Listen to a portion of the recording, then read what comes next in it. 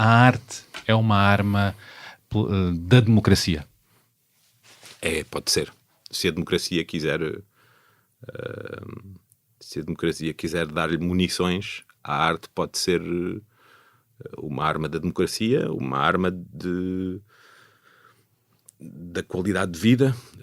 O teatro ou a arte em geral não são garantia de felicidade, mas são uma ferramenta que aumenta, francamente, as nossas hipóteses de perseguir a felicidade, eu acho. É preciso dizer que não é um garante. Nós sabemos que em Munique, enquanto havia vagões onde se enfiava um povo inteiro, que era enviado para os campos de concentração, a algumas centenas de metros da estação de comboio, tocava-se o mais belo Bach imaginável.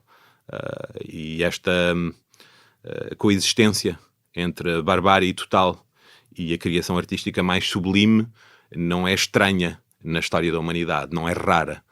No entanto, o acesso em democracia do maior número e do público mais diverso à criação artística e às artes é uma ferramenta de busca de felicidade que o Estado, as instituições, não têm o direito de não oferecer às pessoas. Onde fores, por onde vais, sente os pés onde pousas. Se alguém disser coisas más, diz que não ouças. Vê a beleza das pequenas coisas, a beleza das pequenas coisas, a beleza das pequenas coisas, a beleza das pequenas coisas.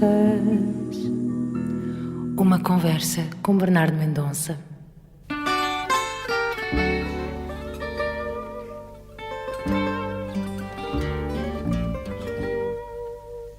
Quem dorme à noite comigo.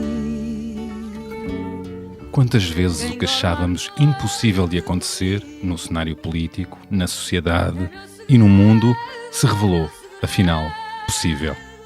E quantas vezes uma notícia, um acontecimento, uma certa candidatura ou resultado eleitoral pareceu sair de uma peça de teatro ou de um filme. O meu entrevistado, o ator, encenador, dramaturgo e produtor Tiago Rodrigues, há muito que escolheu o teatro para refletir sobre a vida, os medos que moram connosco e sobre o melhor e o pior da humanidade. Os seus espetáculos são sempre um acontecimento. Comovi-me particularmente com a peça Sopro, que homenageava Cristina Vidal, a última mulher-ponto do Teatro Nacional Dona Maria II, que durante mais de 25 anos foi o sopro invisível de tantas atrizes e atores. Mas há uma outra peça, escrita e dirigida por si, que certamente se inscreveu na lista de espetáculos mais importantes, necessários e disruptivos do teatro português contemporâneo. Falo de Catarina e a beleza de matar fascistas, que provocou polémica ainda antes de estrear, só pelo título, e que desde 2020 tem esgotado salas, recebido prémios e originado um rico e intenso debate sobre o que importa fazer para defender a democracia das novas ameaças ultra-radicais de direita, agora que celebram os 50 anos do 25 de Abril. O texto de Tiago Rodrigues deu, entretanto, origem a um livro que acaba de ser lançado pela Tinta da China e que parece ser um oráculo dos tempos nebulosos que vivemos.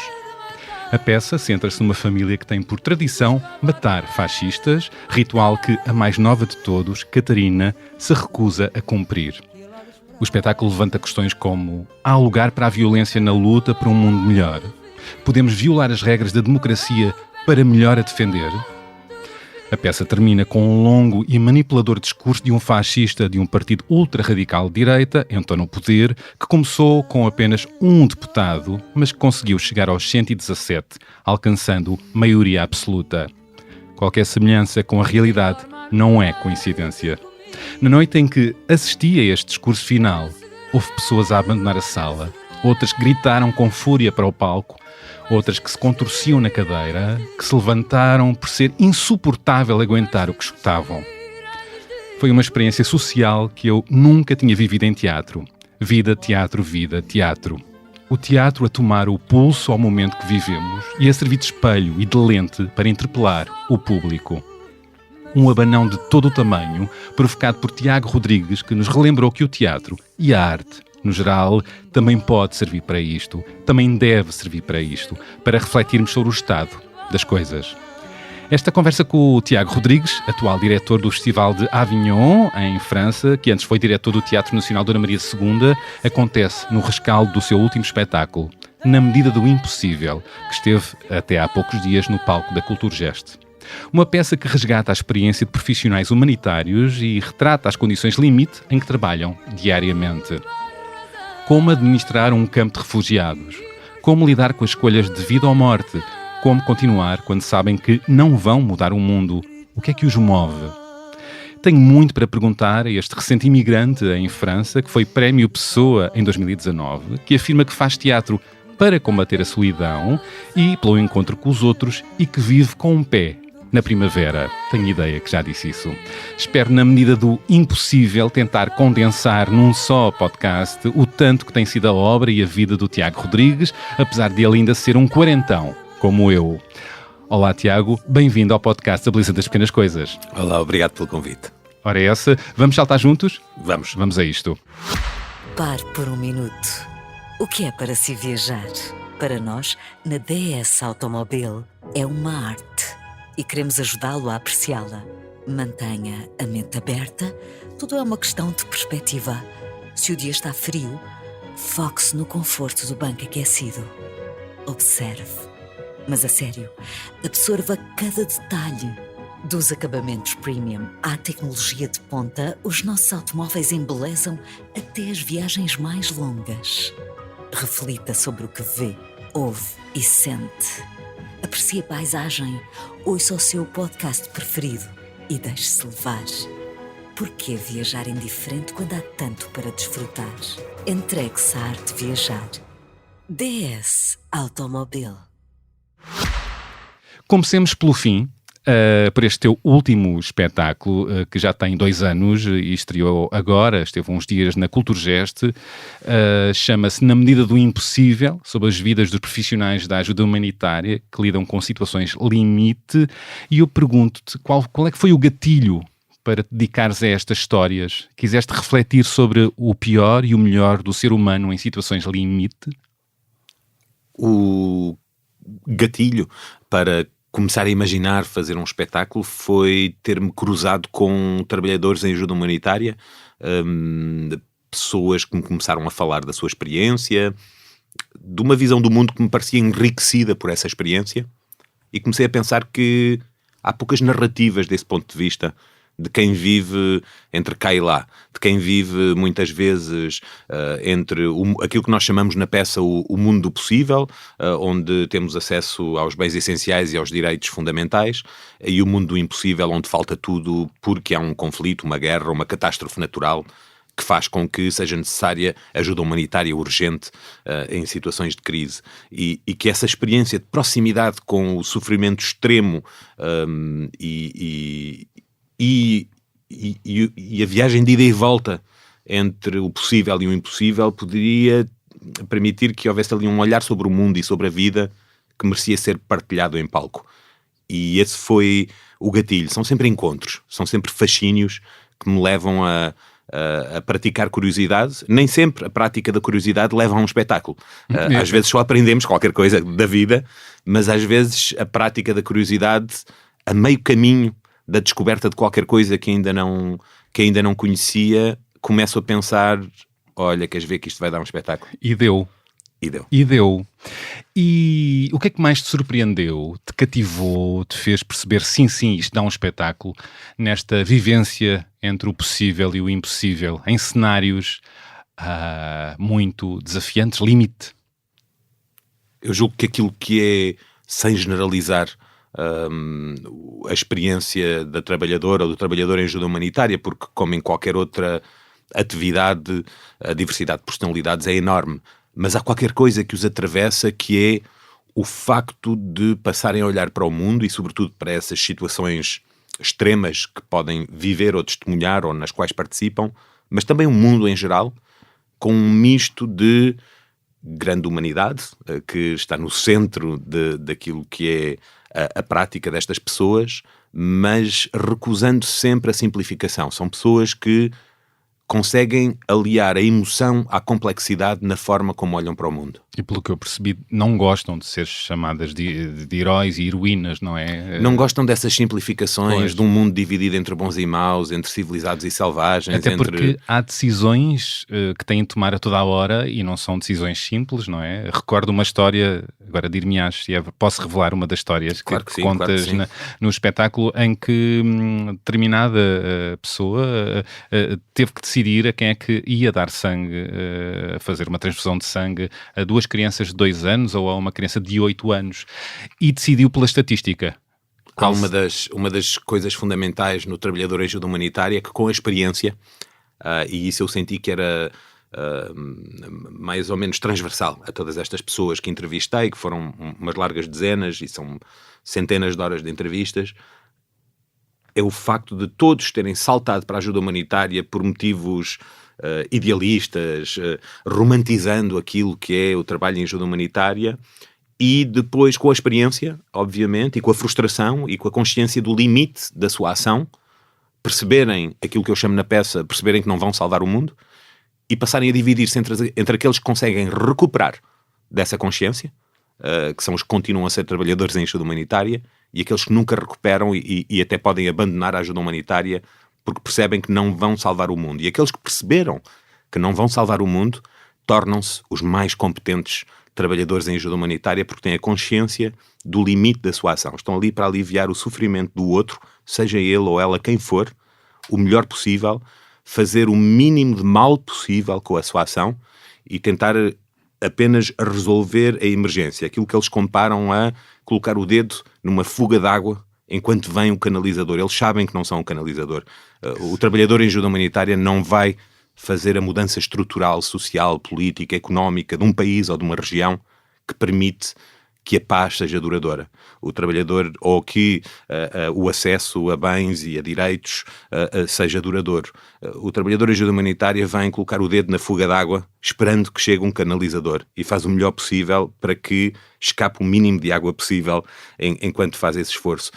E isso dá uma medida de como os trabalhadores em ajuda humanitária são movidos a valores, mas também muito conscientes da complexidade da sua ação, dos limites da sua ação e de que se tornam cada vez mais competentes quanto mais percebem que não vão salvar o mundo. E quando deixam de lado as utopias, não é? Não se movem por utopias. O que é que os move a esses que percebem que não vão salvar o mundo? Eu acho que se movem por utopias, eu acho que é a consciência de que não é a ajuda humanitária sozinha de que vai poder levar a utopias. Eu conheci trabalhadores e trabalhadoras em ajuda humanitária altamente politizados, outros altamente convictos dos seus valores, outros crentes, e eu acho que, como qualquer pessoa, as convicções ideológicas, a fé, os valores, os princípios, a educação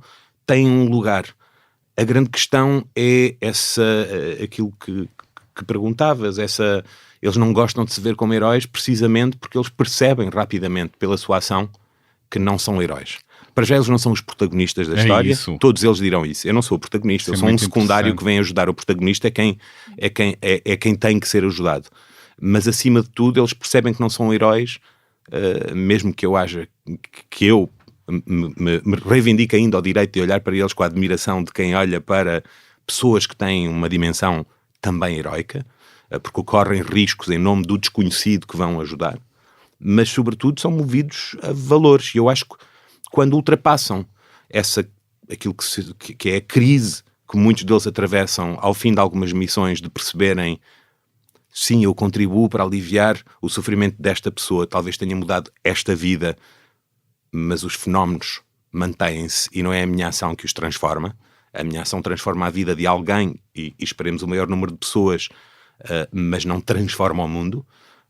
Quando ultrapassam essa questão, voltam a um lugar fundamental e eu acho que esse lugar fundamental é muito bonito, que é, independentemente do quanto transformas o mundo, os valores, e um valor fundamental da ajuda humanitária é ajudar não importa quem, não importa qual dos lados da trincheira, ajudar porque sim, porque é o reconhecimento da dignidade humana no outro, seja parecido ou não connosco. Valores que não se andam a praticar tanto, ou andam em questão, talvez até também por cá, e é interessante ver que há quem esteja na linha da frente em situações limite e a praticar isso. E a praticar uma solidariedade que obviamente também se reflete no seu próprio bairro, na sua própria comunidade, mas com a capacidade de transportar essa solidariedade para o lado de lá, longe daquilo que são as suas raízes. Isso é muito importante porque é uma visão do mundo em que o outro tem o mesmo lugar que nós.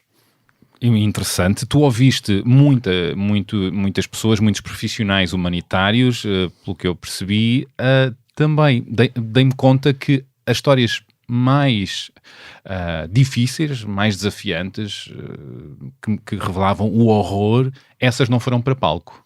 Algumas das histórias que estão em palco são muito duras. Mencionaste uma das que me emociona, mesmo 2 anos depois da estreia, me emociona porque toca crianças e ao mesmo tempo conta essa história de como um trabalhador de ajuda humanitária tem que, como um médico, como qualquer médico, como qualquer clínico, fazer escolhas baseadas nos factos e tem que ter, sem cair na fadiga da empatia, ou seja, sem se alienar do outro, guardando a capacidade de empatia, mas apesar de tudo fazer escolhas frias. E a história que mencionavas é uma história terrível e ao mesmo tempo muito sintomática dessa evolução que vive um trabalhador de ajuda humanitária quando se torna mais competente e menos idealista, que é de olhar para 3 crianças numa região do mundo onde normalmente as crianças, ou muitas crianças, não ultrapassam a faixa dos 5 anos porque há uma enorme taxa de mortalidade infantil. E há um saco de sangue para 3 crianças e é preciso salvar uma e sabendo que as outras 2 vão morrer. O dilema já é terrível e ao mesmo tempo como escolher, como ajudar alguém. E há 2 crianças que têm menos de 5 anos e há uma criança que tem 8 anos.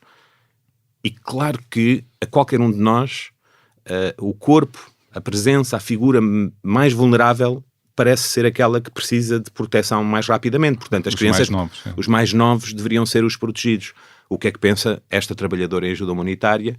Pensa, mas o de 8 anos já é um sobrevivente, já ultrapassou a fasquia dos 5 anos. Isto foi-te relatado mesmo, Isto foi-me relatado pela pessoa que o viveu e que nos explicou esse raciocínio. O raciocínio é estatístico, ajudou a criança que tinha 8 anos, porque essa criança a própria família já teria investido, já teria grandes expectativas, porque aquela criança estava a crescer, tinha ultrapassado aquela faixa dos 5 anos, que era a faixa mais perigosa naquela região do mundo, e portanto deu a essa criança e depois passou horas a chorar, destruída, mas sabendo que, enquanto profissional de ajuda humanitária, tinha feito a escolha certa, por muito terrível que ela seja, quando a recorda agora.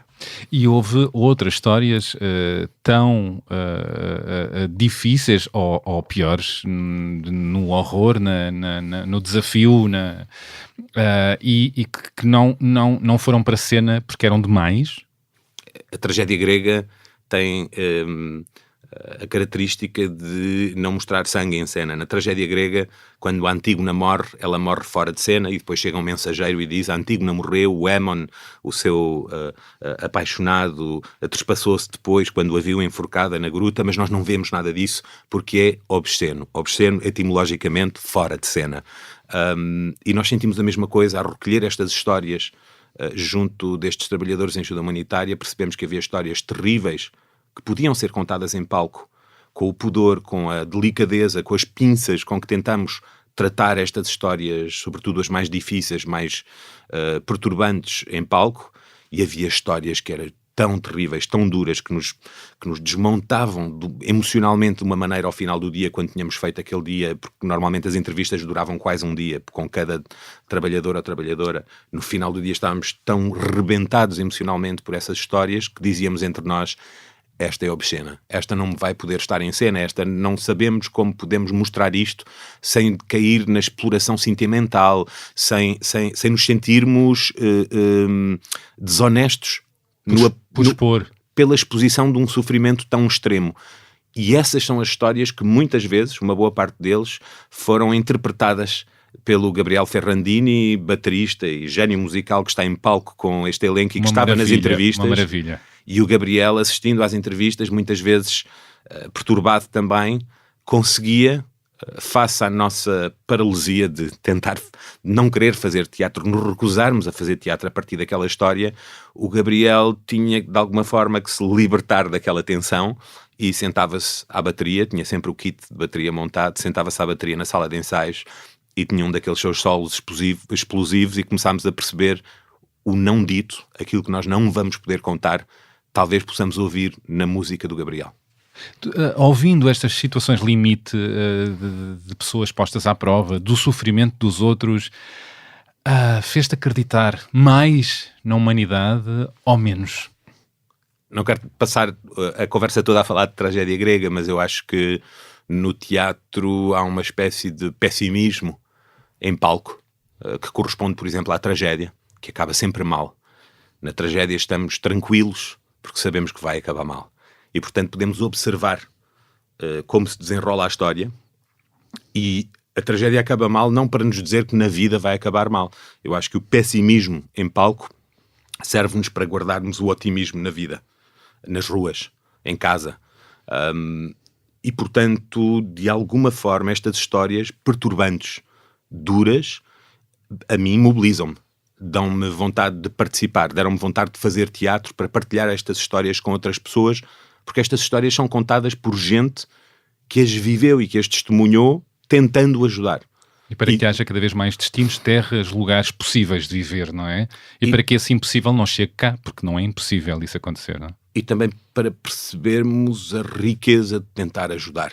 A riqueza de estar vivo e tentar ajudar alguém é enorme quando comparada com a riqueza de estar vivo e não tentar ajudar. Uma coisa maravilhosa também e muito interessante e muito inteligente foi retirares os nomes dos lugares e chamares o impossível para não sublinhar o estigma sobre certos países, certas cidades, certos lugares do mundo onde se passam estas calamidades, situações mais extremas. Foi sempre, desde o início, uma evidência que ias fazer isso? Foi bastante cedo que começámos a brincar com essa possibilidade. Em primeiro lugar porque há uma questão que estava contida agora na tua pergunta, que é o preconceito que nós praticamos, por muito despreconceituosos que sejamos, quando ouvimos a palavra Ruanda. Ruanda, pensamos genocídio, foi há 30 anos, mas claro, continuamos a pensar genocídio. A palavra Afeganistão, a palavra Colômbia, imediatamente há preconceitos satélite, como se estivessem assim associamos logo de nomes e de a esses países. Situações. E, portanto, dizer que há um conflito, por exemplo, no Congo, e que no Congo imediatamente há uma familiaridade que distancia, que nos diz, pois está bem, mas é no Congo, claro. É no Congo. E além do vago racismo envolvido nesse preconceito. Vago ou não é? Não, porque todos o temos. Eu gosto de pensar que não sou racista, embora tenha crescido numa sociedade estruturalmente racista, portanto, algum racismo haverá em mim. Uhum. E um desses racismos é esse. É quando ouço um nome de um país, há coisas que se ativam. Acontecem em todos nós. E que são muito difíceis de não ativar e às vezes são muito difíceis até de reconhecer. E percebendo isso, percebemos também que os trabalhadores em ajuda humanitária, quando contam as suas histórias, são muito cuidadosos em relação a aquilo que identificam. Associado à ajuda humanitária, há um grande risco também de segurança. Ou seja, nomes, sítios, pessoas, coisas demasiado identificáveis. Eles conseguiam contar histórias com um enorme detalhe, mas retirando os elementos suficientes para que eu tivesse dificuldade em perceber se aquilo era Chechênia ou Ucrânia. Sabia que era por ali. Já tem o discurso treinado para isso. Tem o discurso treinado, são muito cuidadosos, são Para proteger, na verdade. para preservar os trabalhadores de ajuda humanitária e também as pessoas ajudadas, sobretudo em situações de conflito, que às vezes são muito complexas, e comecei a perceber, há aqui uma poética, se calhar. E então, quando fazíamos as entrevistas, e eu começava sempre por transcrever as entrevistas antes de depois escrever cenas, porque algumas das cenas de espetáculo parecem discurso direto, mas são cenas em que eu escrevi imenso, em que eu sou muito autor de ficção baseado nos factos verídicos, mas a forma do discurso... Deste-lhe um ritmo, uma dramaturgia...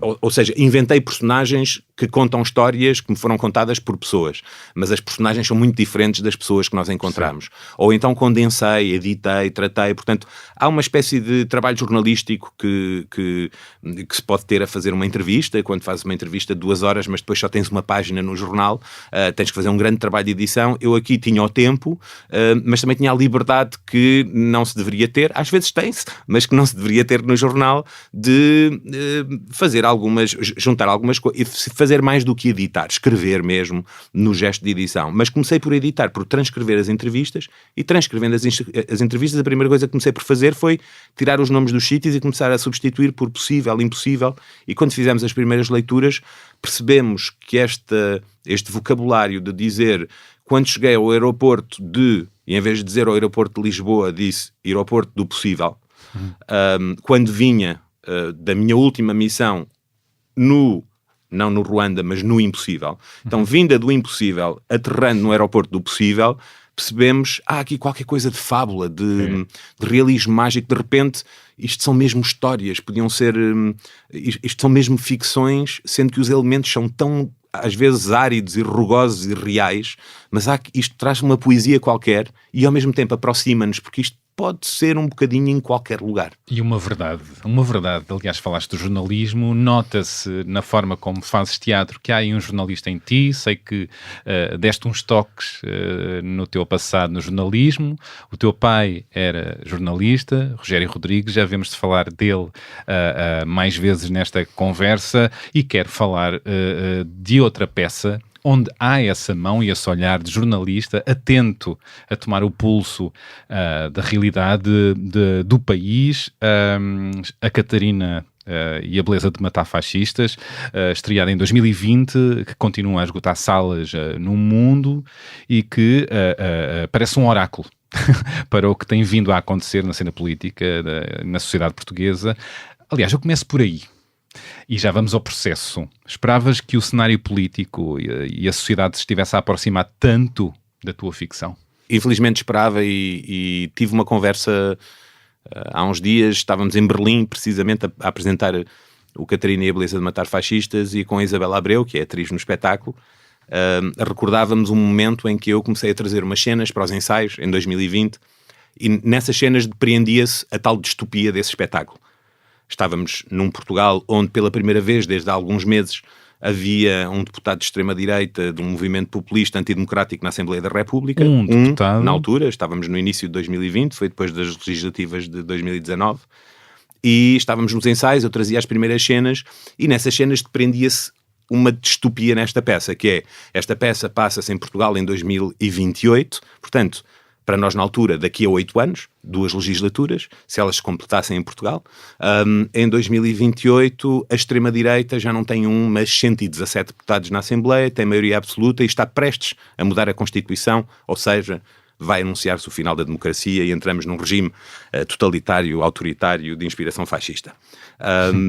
E lembro-me perfeitamente depois do primeiro ensaio em que lemos estas coisas, ao almoço, na pausa, a Isabela Abreu-me dizer, mas, Tiago, as pessoas não vão... é muito exagerado. É muito exagerado. Eu seria essa pessoa a dizer isso. As pessoas, não, acho 28, não é melhor 2040 ou assim, tem que ser um bocado mais distante, porque 2028 é muito próximo, e eu dizia-lhe, infelizmente, 2020, se calhar estou completamente errado, mas infelizmente parece-me que 2028 não é assim tão improvável, mas eu também prefiro correr o risco do exagero, da distopia, do pessimismo, precisamente para guardar esse otimismo na vida, como estava a dizer antes, mas também para inquietar. É preferível parecer uma coisa muito próxima.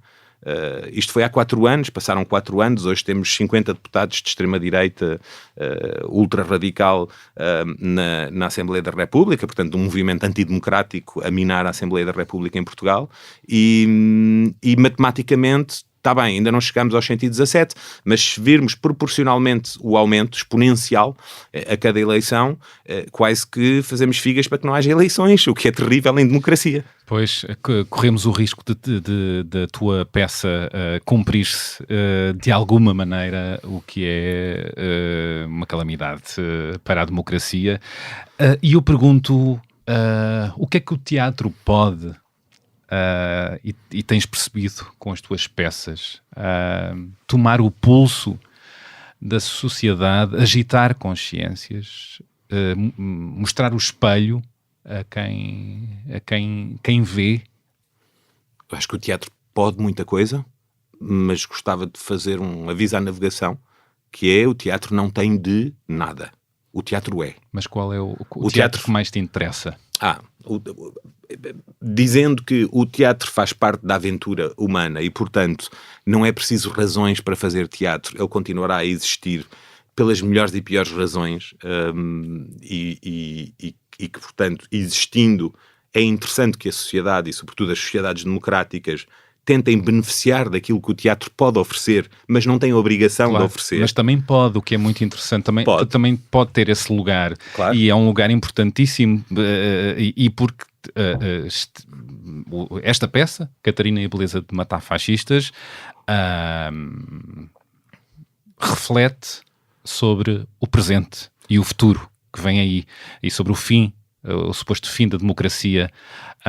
Eu acho que o teatro pode estar em contacto com a realidade, faz parte do mundo, e pode ser uma antecâmara da ação, ou seja, um lugar de reflexão, um lugar de assembleia humana, onde nos juntamos fisicamente para, à volta da criação artística, pensar como nos organizamos enquanto sociedade. É o lugar do teatro desde Atenas, é o lugar do teatro há 25 séculos pelo menos, e é um lugar que o teatro pode ter na sociedade, se a sociedade souber encontrar esse lugar para o teatro, coisa que em Portugal ainda não conseguimos fazer de uma forma generalizada. Mas eu acredito nesse teatro que tem um lugar na discussão cultural, mas tem um lugar também na discussão política, social, económica, um teatro que fala do íntimo e do político ao mesmo tempo, e que pode falar de como nós vivemos e como nós nos organizamos de outra maneira, porque sendo arte, sendo criação artística, pode usar as ferramentas da ficção, da poesia, para pensar como vivemos. Para pensar a realidade. Para pensar e o que vem aí. O que vem aí, para pensar o passado também. O passado também, claro. O Catarina e a Beleza de Matar Fascistas tem essa ambição de se preocupar do que vem aí por causa do que foi. E de fazer uma ligação que raramente os movimentos de direita ultra-radical gostam que se faça, com a ditadura, com o fascismo, e com o facto de eles serem uma tradução, uma conjugação no futuro de um verbo antigo que se pode conjugar no passado. Pois, e quero falar desse discurso do fascista que tem agitado e perturbado tanta gente que vê e que tem visto esta peça, mas antes queria falar do processo que envolveu muitos livros, muitos filmes, muita discussão entre os atores e também convites a historiadores, pessoas que pensam o passado e a política, o presente, que foste chamando para discutir a possibilidade desta peça. O processo também foi muito rico, não é? Sim, houve para já muita leitura e muita leitura partilhada sobre os fascismos do século XX, sobre a questão da relação entre o fascismo e o machismo ou o patriarcado no século XX. Porque o ponto de partida era esse, era refletir sobre estes movimentos antidemocráticos que estão a ocupar espaço, o machismo. Houve uma personagem que acabou por saltar, mas que foi debatida, percebi eu, neste livro que acabas de publicar, que revela um pouco o processo, que o juiz Neto Moura, que desvalorizou um caso de violência doméstica, Mais do que um, citando a Bíblia. Sim. não é? A peça toda começa... Eu comecei a pensar nesta peça e a falar com alguns dos atores que fazem parte da equipa hoje e que estiveram em conversas muito iniciais. Era uma peça muito sobre os resíduos da ditadura na nossa sociedade, e eu achava que, por exemplo, na instituição da justiça, nos tribunais, encontrávamos ainda, por exemplo, esse é um caso, o juiz Neto Moura, resíduos de um tempo da ditadura, como noutras instituições havia ainda resíduos, apesar de já estarmos quase na altura a ter mais dias de democracia do que de ditadura, mas havia uma ditadura do século XX que ainda estava muito presente. E começa por aí, começa por tentar perceber se, por exemplo, a questão da violência feita às mulheres em Portugal, do femicídio, da violência doméstica, não estaria também ligada a décadas de patriarcado fascista num regime totalitário. E eu estava muito interessado nisso e, de repente, acontecem as eleições de outubro de 2019 e eu digo, já não pode ser só sobre resíduos e arqueologia, tem que ser sobre o futuro também. E aí a peça começa a ganhar uma outra dimensão. Mais um músculo outro, não é? Uma realidade presente, mais expressiva, no fundo, e um futuro que podia estar a anunciar-se, não é? Eu julgo que aí a ideia de fazer uma peça já não era vamos perceber o passado para poder compreender melhor e agir melhor no presente, e passou a ser vamos perceber o passado para que no presente possamos impedir um futuro catastrófico.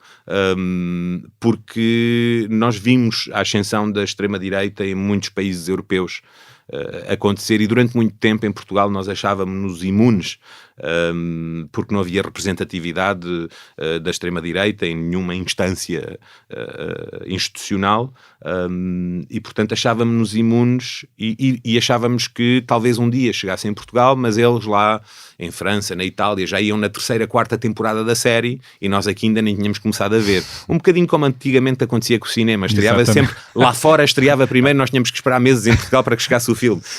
E portanto nós dizíamos, isto aqui vai demorar. O problema é que nós começámos em 2019, fizemos binge-watching e estamos agora na 3ª, 4ª temporada exatamente como o resto da Europa. Claro, e está a ganhar um gás absurdo, e a peça está a ganhar uma atualidade cada vez maior.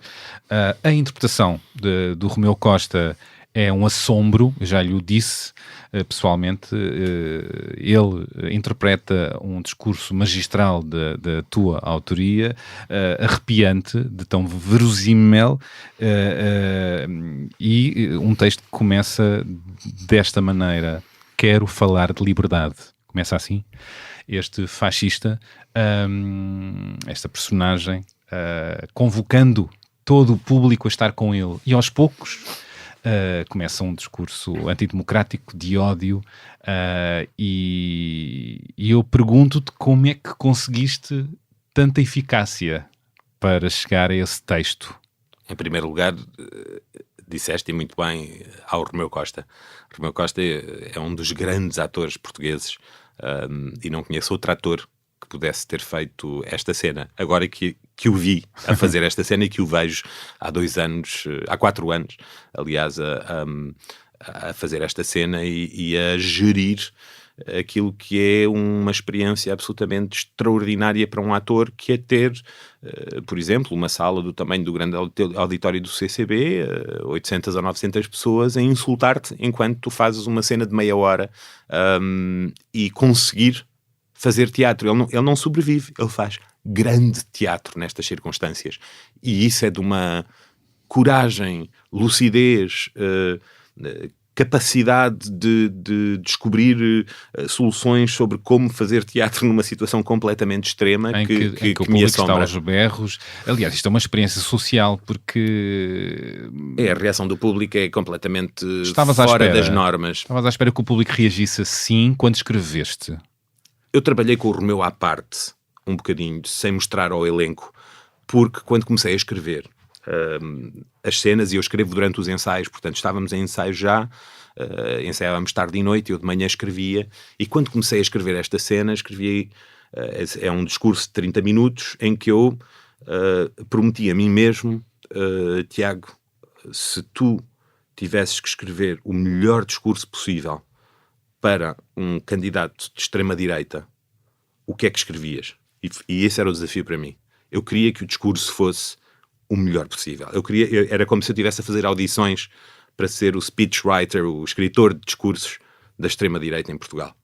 E, portanto, eu disse, eu vou escrever o melhor discurso. E te comentaste, ouviste muita coisa? Passei semanas a ouvir, a ler e a ouvir discursos, sobretudo discursos de vitória, não só da extrema-direita portuguesa, porque a extrema-direita portuguesa até agora só perdeu eleições. Eu gosto de dizer isto também porque chateia a extrema-direita, mas é preciso, vamos lá ter calma. Nós estamos preocupados, porque é muito preocupante para a democracia portuguesa e para a sociedade portuguesa esta ascensão da extrema-direita, mas em primeiro lugar ela é baseada em mentiras e mais tarde ou mais cedo há centenas de milhares de pessoas que votam nesta extrema-direita, que vão ver através destas mentiras e que não vão ficar enclausuradas em grupos de WhatsApp e redes de YouTube que só propagam aldrabices que não correspondem nem à realidade nem à ciência. Portanto, é baseado em mentiras e, mesmo baseado em mentiras, não cumprindo as regras básicas de ética para concorrer a umas eleições, mesmo mentindo o tempo todo, esta extrema-direita não conseguiu convencer 90% dos eleitores. Verdade. Ou 9 milhões de portugueses. Ou seja, esta extrema-direita até agora só perdeu eleições. São perdedores natos, nunca ganharam nada. Eu não tenho nada contra perdedores natos, até porque a maior parte da minha vida eu votei em partidos que não ganham, não têm a maioria dos votos. Mas ao contrário dos eleitores de extrema-direita, eu reconheço-me com muito orgulho nas pessoas que normalmente me representam na Assembleia da República, mesmo que eles não sejam maioritários. Não há razões para ninguém que tenha votado na extrema-direita em Portugal de estar orgulhoso. E se estão orgulhosos, é muito efêmero, vai passar rapidamente. Vão-se dar conta do engodo. Porque é mentira. Pois. Porque é mentira. Mas não há muita gente a querer acreditar na grande mentira. Não há muita gente a querer ignorar os factos, os estudos, os números, as notícias, a realidade à sua volta, querendo muito acreditar na mentira e no preconceito? Eu tento não infantilizar as pessoas que votaram na extrema-direita, ou seja... Não, por um lado, às vezes digo, querer acreditar, às vezes é uma crença, não é? Pois não, por um lado eu acho que há um exercício de demagogia, de desinformação, que ainda por cima não é legal, não é aceitável. A desinformação é criminosa, mas há um exercício de demagogia e desinformação que faz embarcar pelo voto pessoas que não partilham necessariamente de valores, mas são manipuladas. Mas também faz embarcar pelo voto pessoas que partilham precisamente os valores. E quando eu digo que uma parte dessa população que votou na extrema-direita em Portugal tem que ser combatida, não que os veja como inimigos, mas tem que ser combatida nos seus valores. Eu não partilho daqueles valores e vou combatê-los dentro das regras democráticas. E isso foi uma das grandes aprendizagens que fiz precisamente a escrever este texto e a compreender a dramaturgia do discurso da extrema-direita, não só em Portugal, em toda a Europa e noutros países. A ideia de recuperar a pátria, uma manipulação absolutamente obscena dos símbolos nacionais, recuperar a pátria. E como fazer isto? Fazer isto com o mandato de todos, da maioria, e o mandato divino. Isto está presente de uma forma ou de outra sempre na extrema-direita. No mundo... Em todo o mundo. Em todo o mundo. Eu tenho uma missão.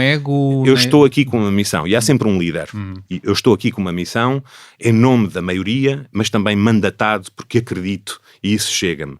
Depois há um discurso, aliás, no discurso há uma coisa que eu vi em vários discursos da extrema-direita, e quando eu digo extrema-direita falo também de Bolsonaro, falo de Trump, falo de um populismo demagógico ultraconservador, ou radical, ou nacionalista, extrema-direita de uma forma geral. A ideia de que podem impingir-nos as estatísticas que quiserem, os factos que quiserem, a ciência que quiserem, mas nada pode negar o que nós sentimos. Este discurso, que é de uma demagogia avassaladora, não só funciona, mas também é radiografia de uma consciência que existe na extrema-direita de que o seu discurso não bate certo com a realidade, Claro. mas funciona. Mas apela ao mais básico, a um certo instinto. A proposta de que há um inimigo no imigrante em Portugal, quando nós sabemos que o imigrante em Portugal é um grande contribuinte para a desenvoltura económica do país, Verdade. não tem nenhuma relação com a questão da criminalidade ou da insegurança, e que a questão da insegurança em Portugal é uma falácia, porque Portugal é um dos países mais seguros do mundo em qualquer rating de qualquer agência mundial. E a verdade é que as investigações jornalísticas têm dado conta, e estudos, é que alguns grupos da população têm insegurança perante as forças policiais, e isso é um assunto a refletir. Mas a fazer este discurso, passei muitas horas a estudar, passei muitas horas a tomar duche para depois me libertar daquilo. Sentiste sujo, imagino, de pensar tanto. Foi duro, porque o meu exercício era como é que eu consigo fazer exatamente a mesma coisa que estes discursos fazem, que é convencer, persuadir, acusar o outro, captar o voto, mentir, e tentei escrever o discurso mais perfeito. E que às fazer vezes da maneira mais sexy e mais apelativa para quem vai escutar, para se ficar enrodilhado nos argumentos. Com uma outra estratégia, que é o princípio que leste do texto corresponde a isso, que é a apropriação de valores, como, por exemplo, o conceito de liberdade, a liberdade das minorias. Muito bem. Então, e a liberdade da maioria? Exato. E isto é um discurso muito usado. Muitíssimo Ainda usado. muito usado. Eu, aliás, já vi vários discursos em que vejo ricochete, não estou a dizer que a extrema-direita portuguesa se inspira do meu texto, mas em que vejo o ricochete deste texto, onde, por exemplo, já se falava da questão do 25 de Abril. Vocês não são os únicos que têm o direito a celebrar o 25 de Abril. Nós também temos, diz este fascista nesta peça. E, portanto, foi um texto que nós trabalhámos durante muito tempo, trabalhámos um bocadinho às escondidas, eu e o Romeu, e quando apresentámos ao resto da equipa, a náusea foi tão generalizada, a crise foi tão forte, havia tantas dúvidas sobre a possibilidade sequer de fazermos este texto em palco, que eu percebi com o público vai ser muito complexo. Não houve a questão de isto não é obsceno, isto não é demais. Neste caso não, porque são só palavras, nós não mostramos nada. Claro. É um homem a discursar, mas essa questão colocou-se.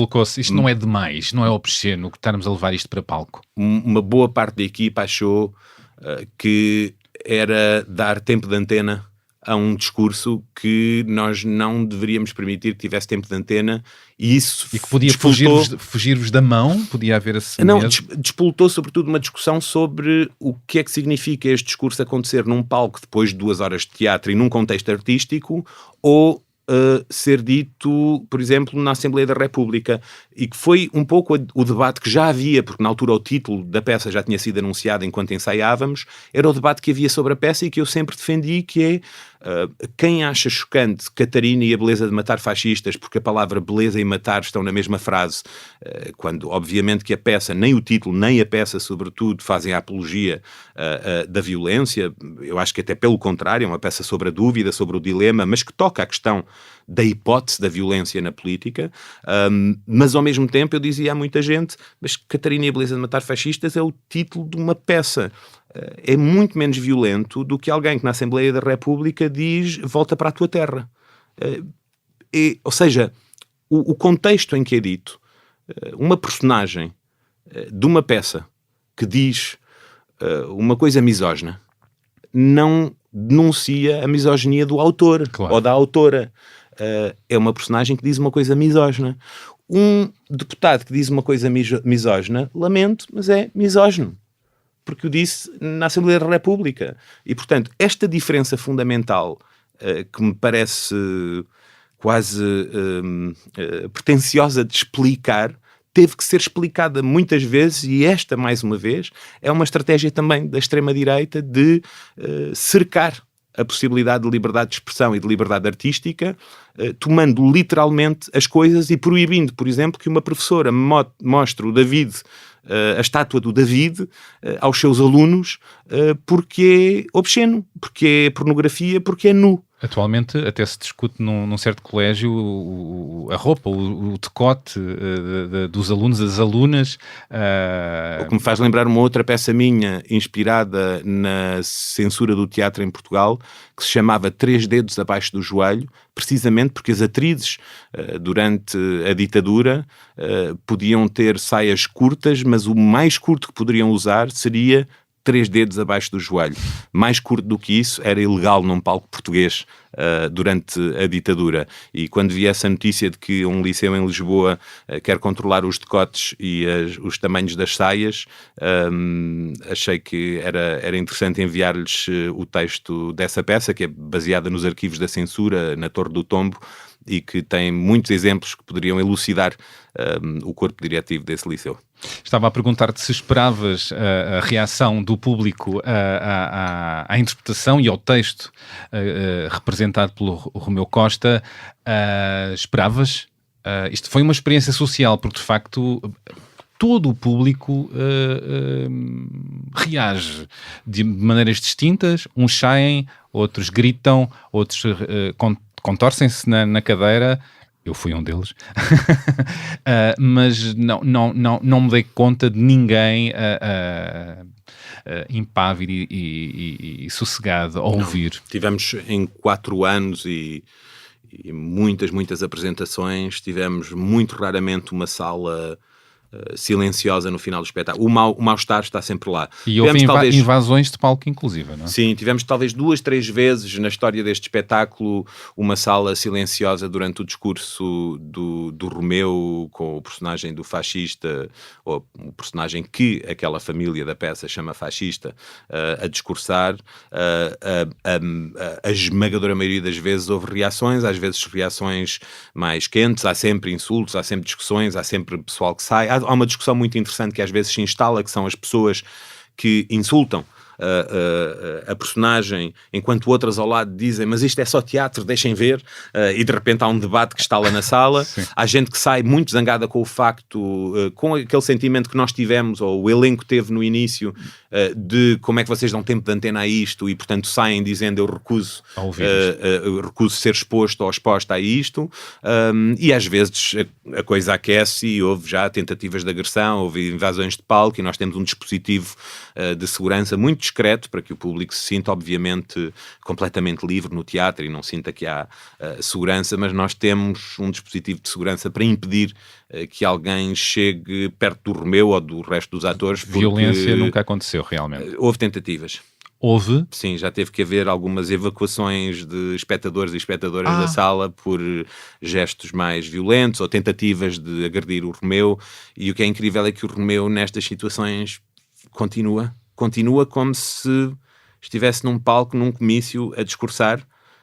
Não permite que, obviamente no limite da sua segurança e da segurança dos outros atores, que nós tomamos muito a sério, mas ele arranja maneira de continuar a cena, e isso é também um exemplo absolutamente incrível do seu compromisso com este espetáculo e com o teatro. São muitas as matérias de qualidade deste espetáculo, e eu pergunto-te o que é que mais aprendeste com o Catarina e a Beleza de Matar Fascistas? O poder do debate e do diálogo. Quando eu não parto para um espetáculo a pensar em convencer o público, seja do que for, ou com aquilo que se pode tradicionalmente chamar uma mensagem. Não gosto de fazer espetáculos sobre isto. Eu faço espetáculos. E quando faço espetáculos, há um princípio de história, há alguns temas, há algumas pesquisas, mas eu não quis fazer um espetáculo sobre a ascensão da extrema-direita no mundo contemporâneo. É uma inquietação para mim, mas eu queria era fazer um espetáculo, contar uma história, e sabia que isso era um dos temas que seria tratado, mas também o tema da família, o tema do amor entre irmãs, por exemplo, o tema da tradição, a história, o lugar da mulher na sociedade. Há vários temas nesta peça, e o que me interessa mesmo é ter muitos ingredientes e depois descobrir qual é a receita que vamos cozinhar e que prato é que vai sair. E os ingredientes têm que me interessar. Claro que eu vou ao mercado e digo, olha, isto interessa-me, e depois é um trabalho coletivo que faz emergir um espetáculo, e depois é o público que diz, o espetáculo é sobre isto. E eu posso estar mais ou menos de acordo, mas o espetáculo constrói-se com a vontade de contar uma história. E o que eu aprendi muito aqui, porque normalmente sou alimentado a questionamentos, não tenho uma mensagem para transmitir, não tenho uma resposta. Se tivesse uma resposta, honestamente, não estávamos aqui a falar de teatro, estávamos aqui a falar de política. Se eu tivesse respostas, não era artista, estava a candidatar-me a eleições e estava a tentar transformar o país. Não tenho as respostas, tenho perguntas, portanto, acabei por resvalar para a criação artística, porque quero partilhar perguntas, e quero partilhar perguntas com poesia, com ficção, tentar envolver as pessoas numa forma diferente de pensar as suas vidas, que não seja aquilo que as vidas permitem, mas aquilo que a poesia e a criação artística ao longo dos séculos nos foi permitindo. E portanto, partilhando questões, eu tinha a questão da violência, que às vezes é romantizada, a luta armada, a resistência antifascista, a resistência francesa contra a ocupação nazi, vários exemplos de luta armada. Eu penso, por exemplo, os zapatistas no México, que me marcaram muito nos anos 90, quando eu comecei a ganhar consciência política. Ou seja, há uma imagem também romantizada da luta armada. Depois há a complexidade da luta armada que começa a resvalar para o terrorismo. Quando é que ainda é resistência armada completamente legítima, quando é que é já terrorismo. E depois, acho muito engraçado quando as pessoas me dizem violência, é impossível aceitar qualquer tipo de violência, mas depois são pessoas que dizem que se for preciso entrar numa guerra para proteger isto ou aquilo, a partir do momento que a guerra é declarada já é legal a violência. E portanto, a violência tem muitos enquadramentos e há muitas formas de violência, e algumas são legais, e dependendo das circunstâncias. E às vezes são ilegais, e sendo ilegais, como o Salgueiro Maia com uma arma no quartel do Carmo há 50 anos era um gesto profundamente ilegal, libertou-nos a todos, e era profundamente libertador e democrático. E felizmente o Salgueiro Maia e os soldados absolutamente galhardos e heróicos que o acompanhavam não tiveram que matar, mas o facto de estarem dispostos a esse risco para nos libertar recorda-nos do lugar que pode ter a violência na defesa da democracia. Ao mesmo tempo, se eu aprendi alguma coisa com esta peça, digamos que o cidadão Tiago Rodrigues, ao fazer esta peça enquanto artista, interessou-se muito mais a participar ainda mais civicamente e a debater, a dialogar, a discutir, a partilhar as suas ideias, a entrar em diálogo com ideias diferentes. E acho que essa controvérsia rica da democracia foi o que saiu confirmado para mim como o caminho a seguir enquanto cidadão. Interessante, e sinto que esta tua peça provocou isto nas pessoas que assistiram e que poderão agora ler também neste livro. 50 anos depois do 25 de Abril, que revolução é que falta fazer? Que condimentos importa colocar em cima da mesa nas discussões, no país, na política? É uma pergunta muito interessante, porque na nossa defesa da democracia face a uma ameaça que vemos surgir, corremos o risco de poder começar a silenciar a nossa crítica ao próprio percurso democrático, aos últimos 50 anos, e é verdade que os últimos 50 anos não deixaram ainda cumprir, ou não conseguimos ainda coletivamente cumprir muito daquilo que se nos habituámos a chamar as promessas de Abril, no sentido em que há muita democracia ainda a aperfeiçoar em Portugal. E ótimo, porque a democracia é um aperfeiçoamento constante, mas ao mesmo tempo há atrasos crónicos.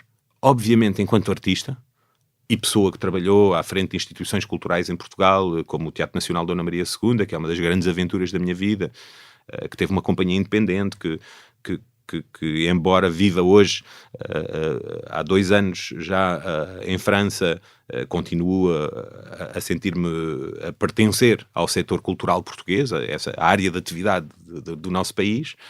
Eu diria que o facto de nunca a cultura ou as artes terem sido uma prioridade política na democracia portuguesa é um erro histórico, porque não há cidadania completa sem cultura e artes.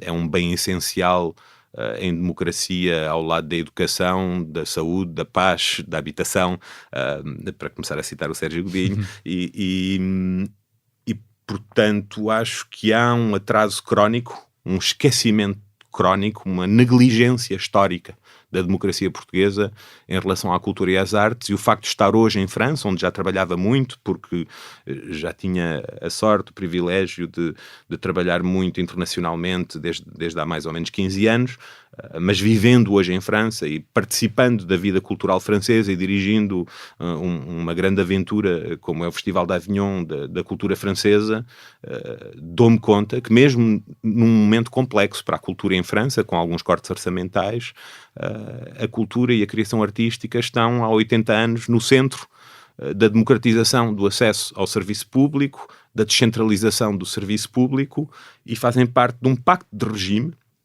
que ninguém no espectro político democrático coloca em questão. A cultura está no centro da cidadania e da sociedade.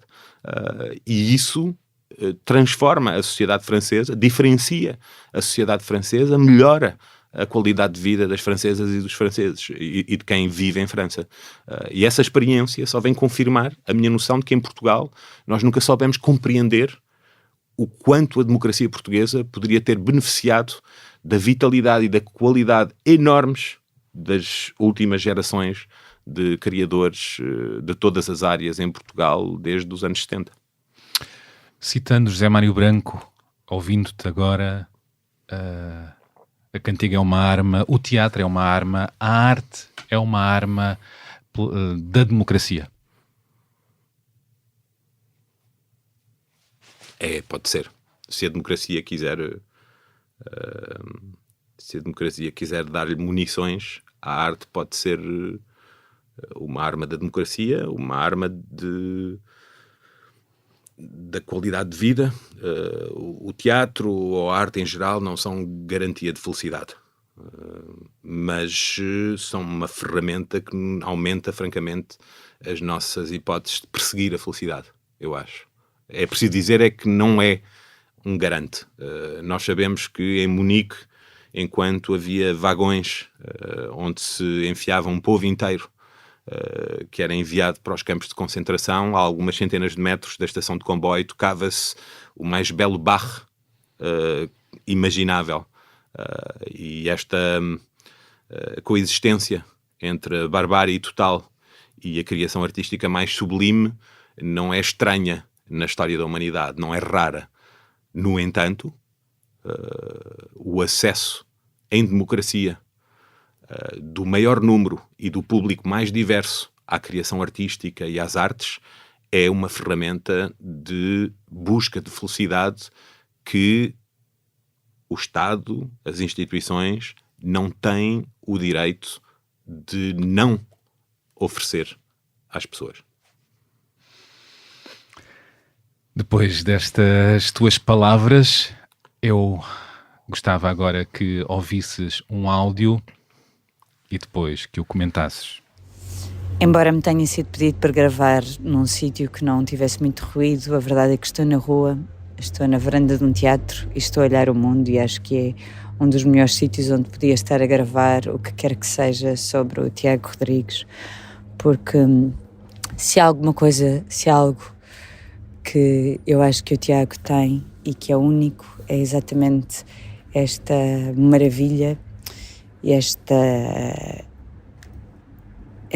humildade, esta capacidade de olhar e de escutar o mundo. É isso que está no trabalho do Tiago como dramaturgo, é isso que está no trabalho do Tiago como ator, como encenador, como programador, como diretor de festival ou do Teatro Nacional Dona Maria II, e é o que está no Tiago, com quem eu me sento à mesa e com quem eu partilho ideias e com quem eu partilho a vida, principalmente. O Tiago é um dos grandes. Eu tenho uma enorme admiração por ti, e tu sabes, eu tenho uma enorme admiração pelo teu trabalho. Acho que tens uma mestria absolutamente genial através dos teus textos, sem que o público se aperceba bem como, é envolvido de uma forma que te obriga a pensar, que obriga a um pensamento, que obriga a um pensamento coletivo, e esse pensamento coletivo está e existe constantemente no teu dia-a-dia e na tua criação. Ensinaste-me a falha, ensinaste-me a compreender a falha, ensinaste-me a aceitar a falha e ensinaste-me a ter prazer na falha. Dito isto, e como não temos muito mais tempo para falar, perguntaram-me se eu tinha alguma pergunta para te fazer. Eu pensei em várias e é quase para alguém que fala e escreve como tu e com a ligação ao jornalismo que tu tens, eu fazer uma pergunta sinto-me quase, como dizer, envergonhada, mas vou fazer, que é o que é que tu transportas contigo que faz com que as pessoas acreditem da maneira que acreditam quando estão ao teu lado? O que é que tu transportas, seja em Lisboa, seja em Avignon, seja nas grandes óperas? O que é que tu transportas contigo? O que é que tu levas? Um beijo enorme, cheio de admiração e muito amor. Bom, acabámos de ouvir a atriz Isabela Abreu, amiga e cúmplice do Tiago Rodrigues, que tem integrado várias peças suas, participado em muitas destas discussões que deram em peças de teatro. Vamos ouvir o comentário e a resposta do Tiago à questão colocada pela Isabel na segunda parte desta conversa. Quero também perceber de que forma o Tiago lida com a falha e de que forma integra a falha como vantagem na sua vida e nas suas obras, de onde vem este seu talento e capacidade para escutar o mundo, se virá do seu gosto pelo jornalismo, e o que é que transporta consigo que faz com que as pessoas acreditem da maneira que acreditam quando estão ao seu lado nas suas criações. Haverá ainda tempo para ouvirmos um texto assinado pelo seu pai, o jornalista Rogério Rodrigues, um artigo que deu origem a uma música de Zeca Afonso, e conheceremos algumas das músicas que o acompanham. E que histórias e mundos andam na sua cabeça para irem parar a palco? Vou querer saber. E isto e muito mais para ouvirem na segunda parte desta conversa. Boas escutas.